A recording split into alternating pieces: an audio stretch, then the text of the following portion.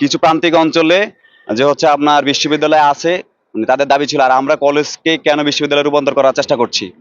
আপনার কথাটা জানিয়ে দিতে চাই, আমাদের এই আন্দোলন 97 থেকে শুরু হয়েছে এবং চলমান। আমাদের পুরানো আন্দোলনকে আমরা বেগবান মানে রিওপেন করছি, আর এর সাথে কোট করছি।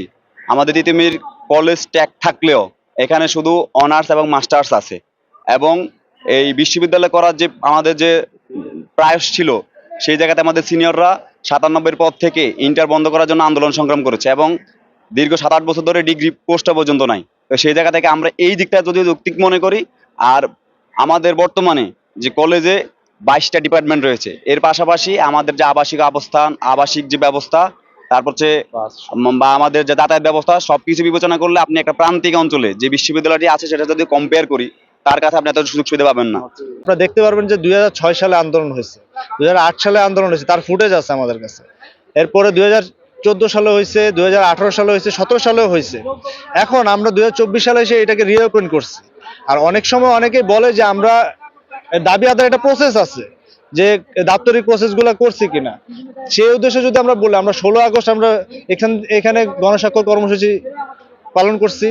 এরপর আমরা স্মারকলিপি তৈরি করছি, প্রতিবেদন তৈরি করছি, গণস্বাক্ষর সহ স্মারকলিপি এবং প্রতিবেদনের 94 পেজের ফাইল আমরা সেপ্টেম্বরে জমা করে আসছি সংশ্লিষ্ট কর্তৃপক্ষের কাছে। তার মধ্যে মহামান্য রাষ্ট্রপতি আছেন, মাননীয় প্রধান উপদেষ্টা, মাননীয় শিক্ষা উপদেষ্টা এবং ইউজিসি।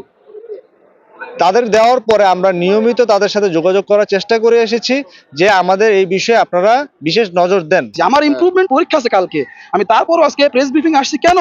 আমাদের ভাইরা যারা কষ্ট করছে, আমাদের যে ভাইরা যে রেলে যে কষ্ট করছে ওই দিনে যে রাস্তা থেকে যে সরে দাঁড়াইছে, রেলে যে আহত হতো, সেটা তো আপনারা কখনোই বলেন নাই। আপনারা শুধু দেখাচ্ছেন যে বাচ্চাদের শিশুদের লাগছে, কিন্তু আমরা কেন বাচ্চাদের মারবো? আমরা কি বাচ্চাদের মারার জন্য ওখানে গেছি? এরকম কোন আন্দোলনের আমাদের উদ্দেশ্য ছিল? এরকম কোন আন্দোলনের উদ্দেশ্য ছিল না। আমাদের উদ্দেশ্য অবশ্যই শান্তিপূর্ণ, সুশৃঙ্খল এবং অবশ্যই কঠোর ছিল। এটা কারো উদ্দেশ্য না, সেটা অন্তর্বর্তী সরকার হোক, আওয়ামী লীগ সরকার হোক, বিএনপি হোক, কারো উদ্দেশ্য বা কারো সাথে কোনো দ্বন্দ্বে জড়ানোর মতো কোনো উদ্দেশ্য আমাদের নেই। সরকার কেন ফাইনাল সিদ্ধান্ত নিচ্ছে না বা দিচ্ছে না, এই বিষয়টা সম্পূর্ণ সরকারই জানে ভালো। আমরা এই বিষয়ে কোনো মন্তব্য করব না। তবে আমরা বিশ্বাস করি যে যেহেতু ছাত্র জনতার গণ অভ্যুত্থানের মাধ্যমে এই সরকার এসেছে, তারা তাদের আসনে আসীন হয়েছে, তারা ছাত্রদের কথাগুলো শুনবেন এবং বুঝবেন, সঠিক বিচার বিশ্লেষণের মাধ্যমে আমাদের দাবিগুলো আদায়ের জন্য বা বাস্তবায়নের জন্য যা করা দরকার তারা তাই করবেন বলে আমি আশাবাদী।